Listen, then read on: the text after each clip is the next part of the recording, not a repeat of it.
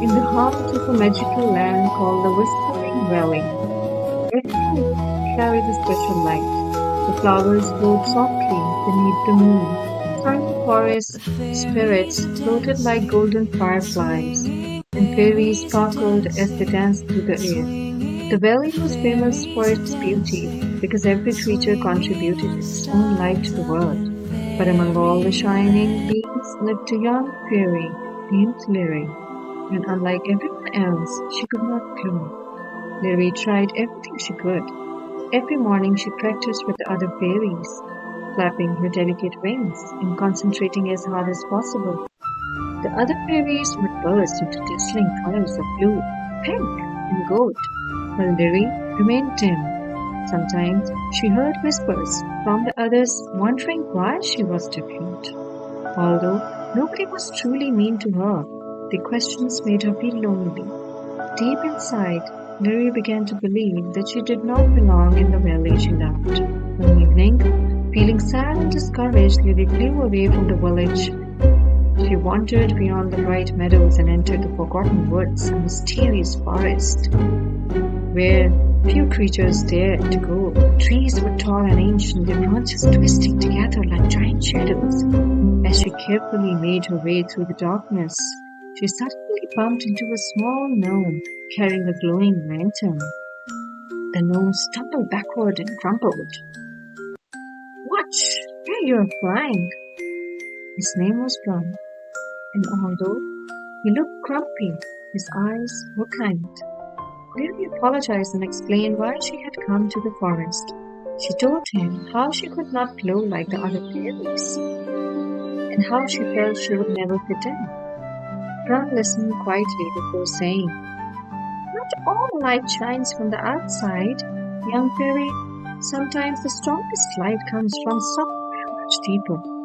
Before Lily could ask what she meant, a beautiful spirit made of shimmering blue light appeared between the trees. His name was Solan, the guardian spirit of the valley. Solan looked worried. He explained that a strange darkness was spreading through the land. Flowers were losing their glow. The stars seemed dimmer every night, and a forgotten shadow known as the Hollow Queen had awakened. She was draining the valley of its light. As they spoke, a cheerful little pony named Pip galloped toward them. His silver mane, once bright and sparkling, now glowed only faintly. "The darkness is getting stronger," Pip said nervously. "If we don't stop, the entire valley could lose its magic." Hearing this, Lily felt afraid. How could she help save a magical valley when she didn't even have any light of her own? Together, the four friends traveled deeper into the forest until they reached ancient ruins hidden beneath the trees. There, surrounded by swirling shadows, stood the Hollow Queen. She rose like a living cloud of darkness, her voice echoing through the night. "Light is fragile," she declared. "Hope is weak. Soon this valley will belong to the shadows." The darkness spread across the ground like black mist. Flowers wilted, trees lost their glow. Even Solan's light began to flicker. Lily wanted to run away, but she remembered Brahm's words.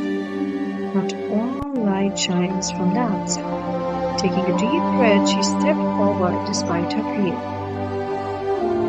The Hollow Queen laughed. "You," she said, "you have no light at all." For a moment, Lily almost believed her. Then she thought about the friends she had met on her journey. She remembered Bram's kindness, Pip's cheerful courage, and Solan's gentle wisdom.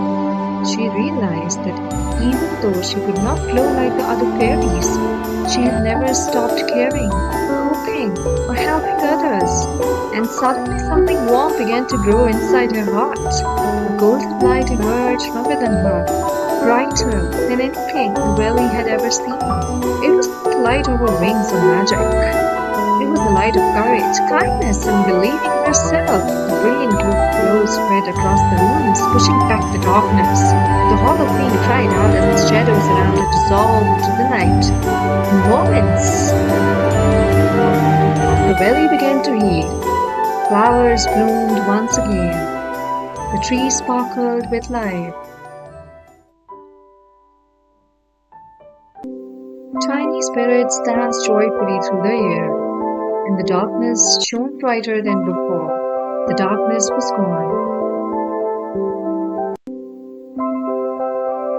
When the villagers gathered to celebrate, they noticed something remarkable. Liri's wings still did not glow like everyone else, yet somehow she seemed brighter than anyone in the valley. The fairy smiled, understanding at last that being different was not a weakness. From that day forward, Liri was no longer known as the fairy who couldn't shine. She became known as the fairy who taught everyone where true light comes from. And in the Whispering Valley, her story was told for generations, a reminder that the brightest light in the world is the one that comes from within.